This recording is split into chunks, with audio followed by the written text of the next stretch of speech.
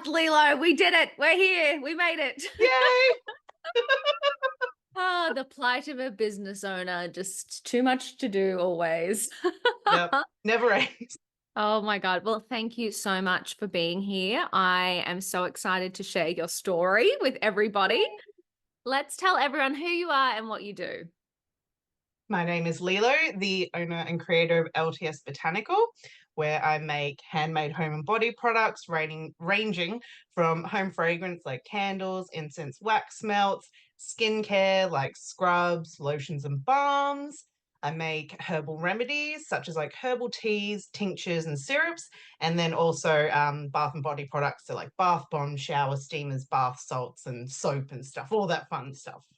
Oh my God, I love it. And are these all handmade by you or? Yeah, all handmade Holy by me, crap. all my own recipes and design. So I'm a herbalist, formally and informally trained. My mum is a herbalist. My dad is heavily knowledgeable in bush medicine. Grew up Wow. in the middle of nowhere in Tassie. He basically built all the furniture in mum and dad's home. Mum upholstered everything, taught me how to make my own clothes.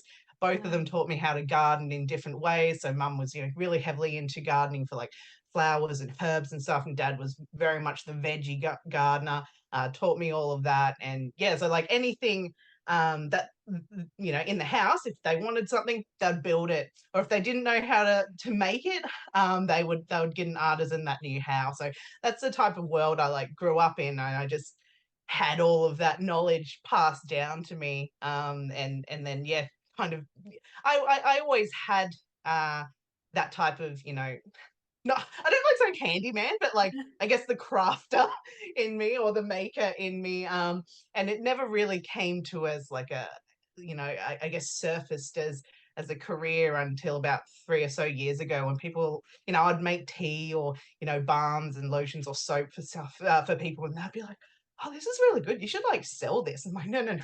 Everyone makes their own. No, I don't, no one wants what I've got to offer." And they're like, "No, this is different. This is not like what I've seen around." I'm like, all right. So I like entertained the idea of, selling at a market. And I was like, no one's gonna even bother. Like, and long story short, with that market, it went so well to the point where I got in my car at the end of the market and like cried with just like happiness and shock, Oh, because I was like, oh wow. my gosh, like people like that, not just people liked what I made, but they enjoyed the story behind everything, because everything I make has a purpose. What like in my I guess like under my logo, it goes LTS Botanical Handcrafting Sensory Experiences. And that's, something that is within every single product that I make, whether it's a herbal tea or a soap or a candle. Everything has some form of story behind it, and yeah, inspiring it as well, I guess. Yeah. Wow. Oh my So God. yeah, now I'm here. That's so incredible. So you said, Mm. okay, so 3 years ago you kind of Yeah. went Healthful Leather into business. You Mm. mentioned you studied being a Herbalist. Yeah. herbalist. Oh my God. Yeah. That was a mouthful. Yeah. So was there a career or a job or work before the business venture?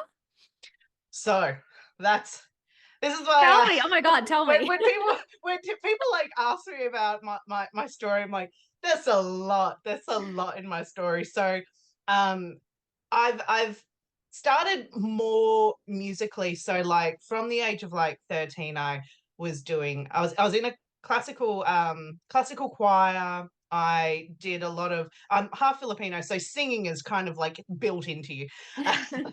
And so I joined this classical choir when I was quite young, did touring around the world with Wow. them. And then that led me into doing more music stuff. I became a professional opera singer. Wow. And yeah, I've sung like in front of the King of Samoa and stuff like that. Yeah. Oh my So God. yeah. So This I took is it very, crazy. so I did take more of like a, I guess, a musical journey, and I was in like productions and stuff like that as well. And I'm originally from Tassie, and so I did a heap of study there, music wise, theatre wise, and then I started. I was around, yeah, left college around 18, and I like was just working. And then I started to be like, oh, I miss, performing, I miss singing. And I was like, oh, let's find something to get back into that. And so I ended up doing a audio engineering degree, Mm. which brought me up to Brisbane. And so did that and found a bit of work in that. I only planned to be in Brisbane for about 3 years and then go back home. But I finished my degree and then I was like, oh no, I've got some work in it now. And oh, this, and this. So I started like exploring that a bit more. And then unfortunately, I got hit with the industry issues, like especially like music and audio industry issues such as misogyny and just a lot of Mm. discrimination. So instead of pushing so hard that it killed my passion for that art, I just stepped away from it. So I still Mm. enjoy it. I still have contacts and friends and still love, going gigging and being in bands and stuff like that. But yeah, stepped away from it and ended up going, okay, I'm at an age now where I should, get a salary job, none of this Oh yeah. cafe work and Oh, bar. responsibilities starting to kick in. Yeah. Damn Like, it. oh, I better get a salary job. So I ended up becoming a administrative coordinator for a construction company, like construction insurance company. Oh my So God, because very, that is the obvious next step after a music of course, career. Yeah. right, right. And so I was loving like I have a bit of OCD with me. So I love, really intricate Mm. work. I love, spreadsheets and all of that. So I was enjoying the work itself. And my boss was the best boss I'd ever encountered. Like, best boss, 10 out of 10, never find that again. But unfortunately, the team that I was working with, I just couldn't get along with them. There was no hatred or fighting or anything like that. It was just couldn't find any common ground, and it was kind of making me feel a bit ostracized. Mm. And my partner started seeing a bit of a decline with my mental health.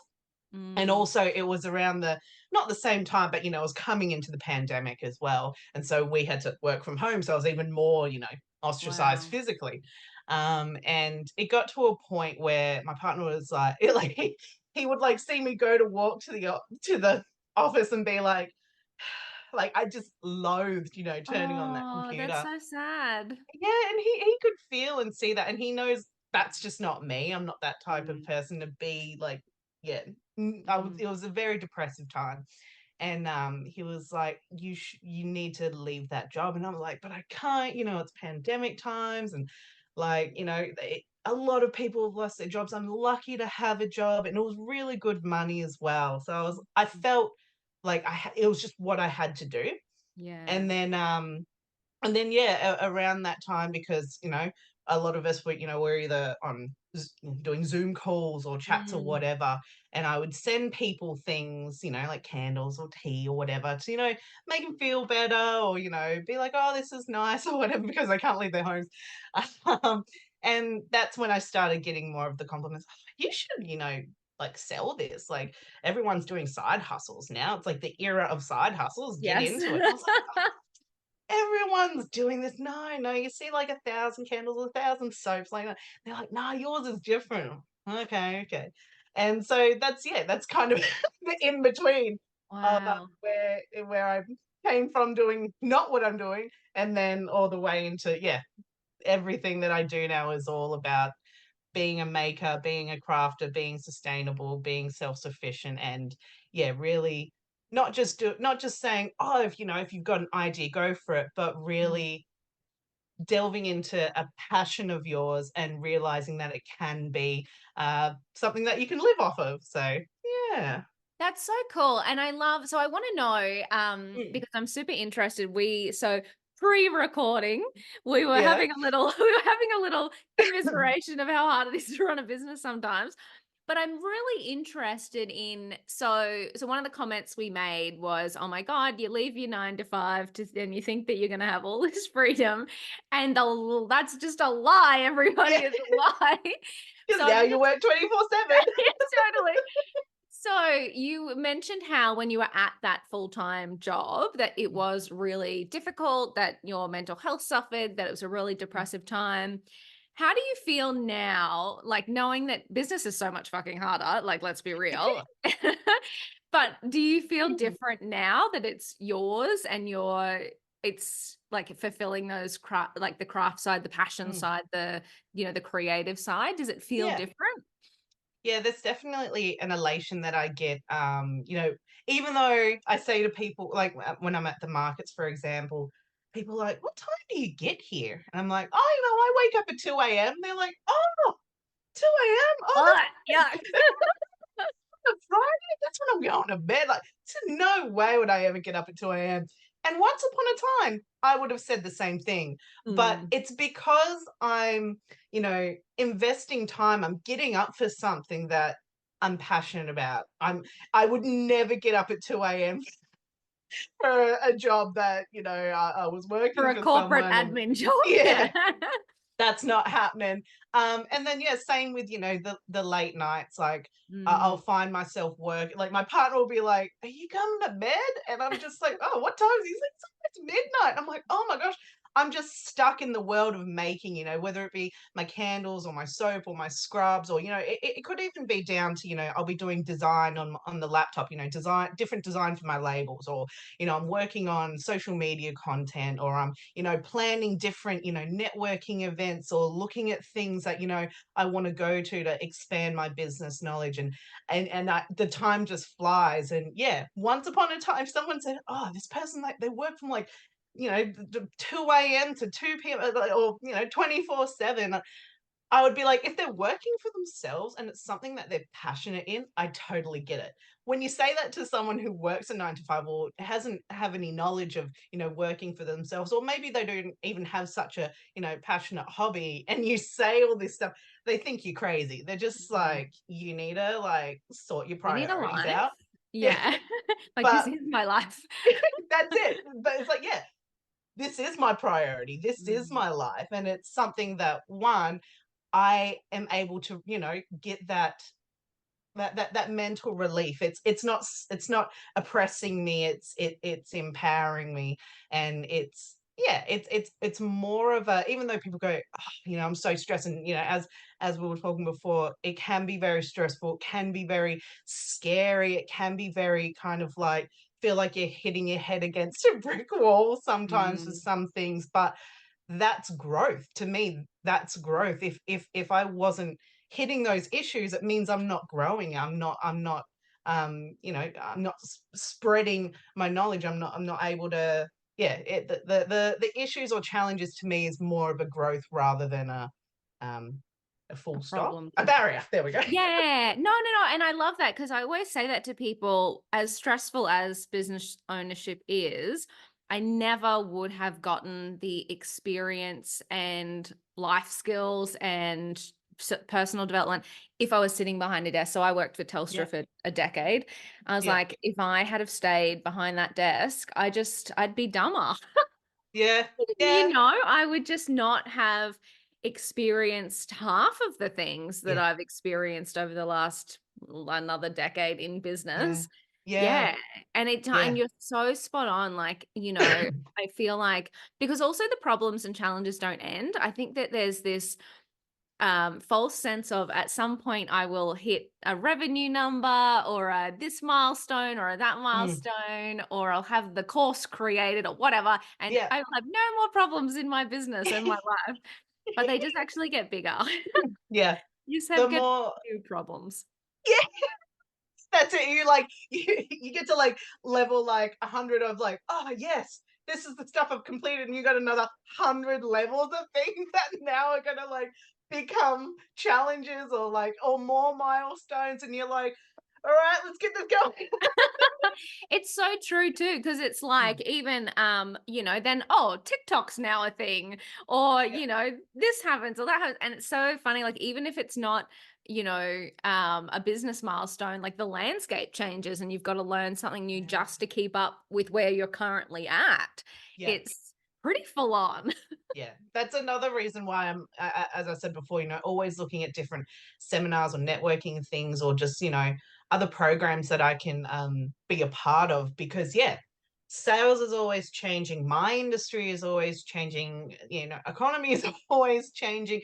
Tactics, strategies, platforms, they're always changing and evolving. And I want to be able to not saying that I'm ever gonna conquer a platform or a strategy, but being able to be like, "I've tried that and it worked for me," or, "Yeah, I tried that, didn't really work," or, "Oh, there's this particular thing I wanna try, I can't get a hold of it, but I'm gonna keep pursuing it, try and find people, that can help me or educate me." And it just keeps it gets you, building that knowledge, building that growth that, otherwise, if you're working for someone, just kind of, like, living out your days in front of a screen or in front of a coffee machine, it's like used to be. It just it kind of not I want to say it dumbs you down, but I feel like it dulls your passion or Mm. enthusiasm for life. Oh my God. And I think that's why people, like to your point earlier, people with 9 to 5 jobs look at us and go, you're crazy. Like you need a life, you need a hobby, you need a something. And I'm like, I don't get it. Because people always say to me, so what do you do in your spare time? And I'm like, what spare time? Yeah, Like, oh, I don't know what you mean. Like I'm and like, so I that's don't have anything. I'm a loser. I love Someone's my like, "What do business, okay? you do in your spare time?" And I'm just like, "Oh, I'll watch some, informative stuff on YouTube. I'll read some resource books or, I'll do some admin." They're like, "No, no, no. What do you do in your spare time?" And I was just like, that spare time because 90% of what I do is with my hands is making. So and like I'm the type of person that I like to know the I guess the mechanics of things. So I was always a little bit of a shy fan of like science and stuff when I was growing up. And so anything to do with space or science or like mechanisms or Mm. mechanics in that I was always excited about, I was always intrigued about. And so, yeah, people are like, "Oh, what do you do in your spare time?" I'm like, "Oh, I do that." But that's still work. I'm like, "Yeah, but you could also say me going for a walk in a forest is also work because I'm like being environmentally minded. I'm thinking about different ways of how I can, um, bring different ecosystems, like not bring different ecosystems, think about different ecosystems. Like with my backyard, I'm starting to do like a composting series and starting to do like a gardening series. And, a lot of that is thinking and talking about soil. And so, while I'm going for a walk, I'm thinking of about the types of soil I'm seeing and, the humidity. And to me, that's work. But to Yeah. other people, no, go for a walk. That'll, release your mind of work. I'm like, nah, that's me That working. yeah, that actually makes it worse. When I, like, walk or, like, have a bath to relax or something, Yeah, that's when my brain, like, goes mental. It's like, "Okay, now I'm gonna give you 20,000 ideas of all the yeah, things you should be doing to make your business better." I'm like, this is why it's supposed to be relaxing time. yeah, Thanks, brain." exactly. Oh my god, it's so Oh, funny. my It's partner so looks at me, he's like, "Oh, what are you thinking about?" And I'll be like, talk about something business-wise, and he's like, "But we're supposed to be out having a relaxing." oh Like, my "Good, don't let me think then," you know? Yeah, totally, totally. Oh, I'll just press the off switch and that'll be fine. It's so true though. It's like, and I don't even think it's a bad thing, but it does business consumes you, like absolutely consumes you. And I think that it can be a good thing, like especially if you do love it. And Mm, especially if you're super passionate about your vision and mission and the difference and the impact you have on the people who buy your mm, products or buy your services. Um, yeah, I think it's awesome. yeah, Yeah. yeah, yeah. Once upon a time, I used to my mind would go to places that I didn't want it to go, and now I'm happy for it to be like, "Oh, Yes. this that you could try. Oh, read this article or saw this video on something else," and, like, something that really, like, make that it gives me that, mental health boost is finding people that are making breakthroughs in not just sustainability, but environment as well. It's like a mesh of those two things, like, people that are creating solutions of replacing styrofoam with mycelium. They're able to like make this, medium where they mix it with organic material, put mycelium through it, and they're able to dry it. They can put it at different densities. They can make it into different, Wow. like they can make it like fake leather, or they can turn it into a lamp, or like they can make it like an acoustic brick. And like, to me, I'm just like, "Wow, I love learning about that." 'Cause that in essentially is the same as, well, not saying it's the same, but like the excitement and enjoyment someone gets from a video game, I get from that and, like, hearing about that, so I don't I know, because I have a hard time. I'm like, okay, so you're giving me shit for like being obsessed with my business. I'm like, I have a hard time not looking at people play video games, and going like, why are you wasting your life? Do you know you could be spending that time growing a following on social Yeah, media? yep, I look at it the complete different way. Like, why are you wasting yep, time? yeah. Oh my God, that's so funny. Oh. What did you find? So when you took the leap from corporate employee Mm. to business owner, what did you find were like some of the biggest challenges, or like, because we're talking about learning, what are some of the biggest lessons you had to learn becoming self-employed and a business owner? The biggest one is imposter syndrome. The Yes. feeling that, as I said before, telling friends, "Everyone makes this, like, what makes me different?" Mm, And, you know, I guess in the business realm that I grew up in, especially with hospitality, you're not necessarily given recognition for anything you do. Like, yeah, you may get told you make a great coffee or you're efficient or you're fast, but in a way, they're kind of like the 101 of hospitality. Like, you need to be efficient, you need to be good mm. at your job, or Yeah, that you're like that's um, baseline. Yeah. so So, and yeah, like with the stuff and, with also my family mentality, it's not like we had outsiders. I mean, we may have had, other friends or whatnot be like, "Oh, this is brilliant." But we never kind of took on that as recognition to be proud of. And so whenever I did make something for someone, or whenever someone did buy it, or when it was like a repeat customer, they come back, 3 or 4 times. In my head, I'm still just like, oh, it's just not good enough. Like, Oh my it's God. Yeah. very clear that people Yeah. like what I do, they enjoy what I do, and, like, they share, what I do with people, and, are just like, "Oh, wow, she did this, she went there and blah, blah, blah." But in my head, it was always like, "It's not good enough." There was always a standard that I'm never gonna reach, but I think, yeah, so imposter syndrome is, like, one of the biggest challenges. I'm not through it yet, but I'm definitely taking steps to give myself more recognition of, "Hey, man, like, you're actually doing really well." Look, whether it be figures of sales, traffic, or following with social media, it all goes up, and Mm. I need to say to myself, "I did this, this Yes. is all me." Like, and I mean, I'm a socialite type person, but I've never been one to, like, sell to be. Yeah, totally, totally. And that's, yeah, that's also another challenge that I've had to, not had to, but started to grow into, is that I'm not selling a product, Mhm. I'm selling me. I'm Mm. selling my skill. I'm selling my story. So I need to stop looking at it as the product and start looking at, it's me. It's like, this Mm. is me you're buying. This is my story you're buying. This is my skill you're buying. So yeah, it's like imposter syndrome, it's our two biggest challenges that from the start to now I can see a big improvement. Yeah, and I love what you said about like monitoring your numbers, because Mm. sometimes I think it's super easy for us to just go, this isn't working. Yeah. I suck. Yep. This is horrible. And then like, because I do this. I have like a basically a monthly cycle where I have a mental breakdown to my husband. Yep. He's like, well, where are things at? And I was like, oh, they're this. He's like, are you kidding me? That's better than it was last week. He's like, "What is Yep. wrong with you?" So I think actually like doing the boring stuff and checking in Mm. on your numbers is so Mm. important, because it actually helps to take the emotion out of things when you're like, Mm. "Oh, logically I can look at these numbers and go, yeah, I am growing." And Yeah. maybe it's not as fast as I wanted Yeah. to. Maybe I haven't Yep. gone viral. Maybe I'm not a Yeah. billionaire yet.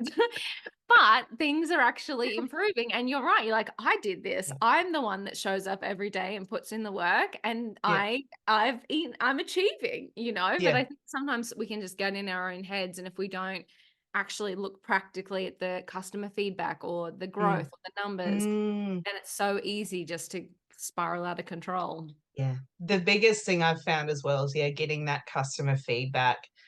whether it be in forms of, because excuse me, because being at the markets, I get a lot of, return one-off or return customers coming in and, showering me with compliments and, "Oh, gave this to my daughter," or like, "I Oh, gave this to my son," or, "I gave this to my mum," or I've been using it myself," and, like, it's always these flourishing compliments of, "It helped me, it made someone happy, it's something that someone hasn't had before and like they've loved it."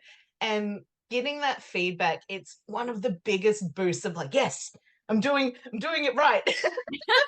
but, but it's also good to get that, I also try to make sure that whatever feedback I receive, I'm like, post a Google review, post a, share on Instagram, like, get, don't like, thank you for the feedback, but also share it I for know. me as well, It because is it such a good also tip. helps others. Yeah, it helps others be like, "Oh, wow, this person said this about this thing," especially with the classes as well, the, I think I forgot to say Yeah, I'm like, "What I, classes? What's this?" so I run tea blending and candle making classes as well, Oh, and, cool. I love hearing the feedback from that and when people post that, so, like, when it's in the class, like, again, because that imposter syndrome will, like, creep in and, people will be like, not saying that they're dead quiet, but you can tell they're in thought, and, after the class, "Oh, how did everyone enjoy that? Are you proud of your creations?" They're like, "Yeah." And in my head, I'm like, "Is that a polite yeah, or is that a yeah, yeah?"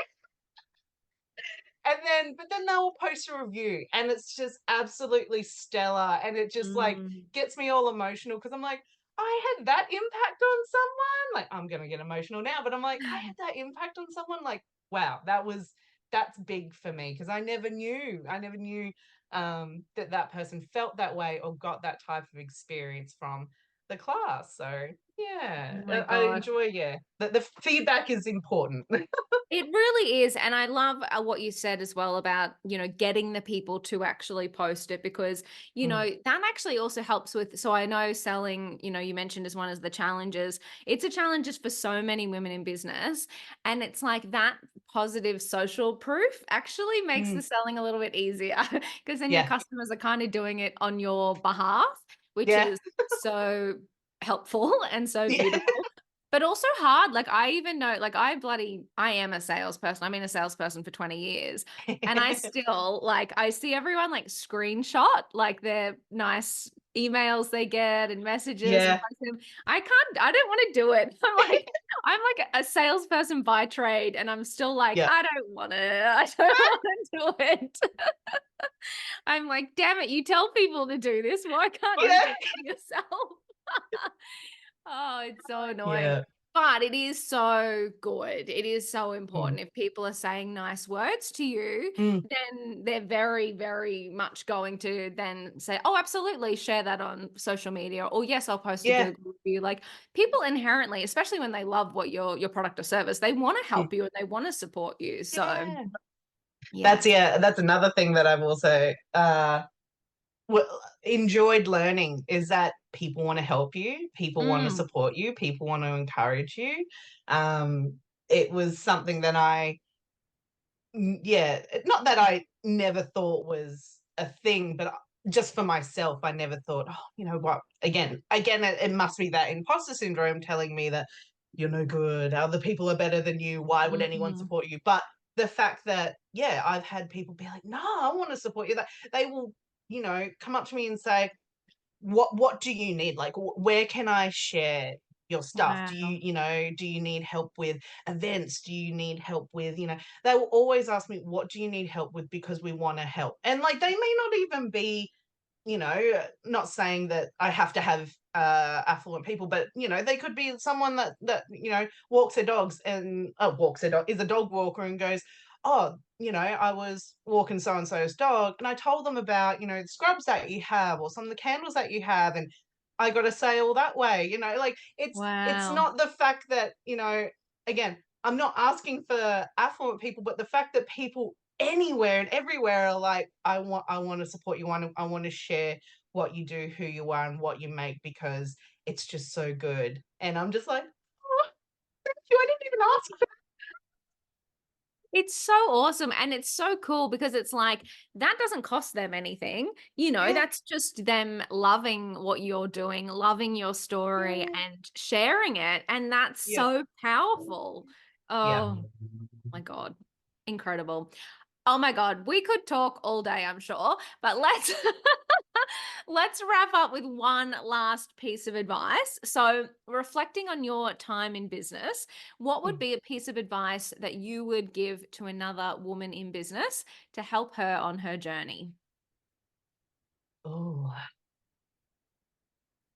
We need a whole another half an hour. like I hear it a lot, and sometimes it's thrown away as a thrown away statement. But the more and more I go into business, the more and more I find truth in it is trust the process. Whatever you do, whatever you're starting, however nervous, scared, or messy you feel it is, trust the process. Just pursue what you want to do in that business, whether it be sell something, design something, create something, write something. Trust the process in how you're doing it. Don't try to rush it. Don't try to slow. Oh, I try to don't try to slow it down. Don't try to make it messy in the way of rushing it. Mm, Trust the process. Get opinions, like get advice, get guidance, have people, have chats with people, be like, this is an idea, this is a, product or project. All of the answers or all of the advice you're going to get, some of it may not apply, but some of it could be like super important. I've had chats with so many different people from so many different business backgrounds, and a lot of the things I've applied, and again, nothing like goes, nothing like explodes immediately. It's all about trusting the process to stay on track with whatever advice you get. So with me, like it's been with like social media content, like mm, creating a content calendar. And social media has always been something that's been really hard for me, but I mm, know it's kind of crucial in the realm of e-commerce. mm, And so create making a content calendar, banking, not banking, but like, creating a surplus of content that you can then send out, especially with emails as well, like getting a mailing list or a newsletter or a community list and being able to mm. email out to people. I've been able to increase my sales that way. I've been able to increase my classes, my class participation. Yeah, it's just all these things that I never thought was going to work out. I was like, oh, I don't want to do that. I don't want to try that because I was afraid that it would fail. But Mm. again, it's trusting the process. When you bake a cake, it may not look right in the beginning. It's just a heap of like weird ingredients, wet and dry. But then you pop it in the oven, you give it some time, oh, it creates a really lovely cake. Oh my God, I love that Sorry that so this is the much. analogy I'm going with. I'm so into it.